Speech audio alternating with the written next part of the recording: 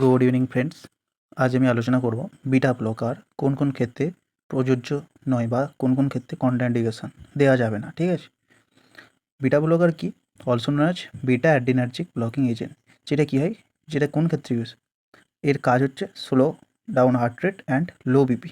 ঠিক আছে, hypertensive drug বলা যায়। ঠিক আছে, যেমন অ্যাটিনল, প্রোপানল, মেটোপ্রোডল, এই সমস্তগুলো beta blocker, common heart medicine একটা। ঠিক আছে, তো এটা কোন ক্ষেত্রে দেওয়া যাবে না? ভেরি ভেরি ইম্পর্টেন্ট একটা, প্রত্যেকের জানা দরকার অ্যাজ এ নার্স হিসাবে। মেনোমিক এ বি সি অ্যান্ড পি। ঠিক আছে, এ বি সি, এ অ্যাস্থেমা, এডিএইচএফ। এডিএইচএফ হচ্ছে acute decompensated heart failure or acute pulmonary oedema. কী বললাম? Acute decompensated heart failure and acute pulmonary oedema. B হচ্ছে bradycardia, mean decrease heart rate, যেমন 3rd degree heart block. ঠিক আছে, C হচ্ছে COPD, chronic obstructive pulmonary disease,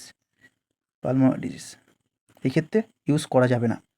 PA কি হচ্ছে? PAD, pulmonary arteritis, pulmonary artery থাকে তো।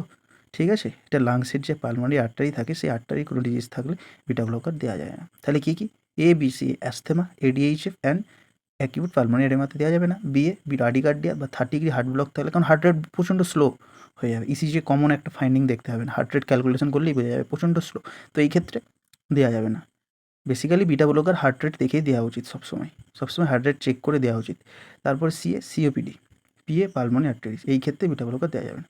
অবশ্যই ভিডিওটি ভালো লাগলে লাইক, শেয়ার এবং ফলো করে দেবেন। Thank you.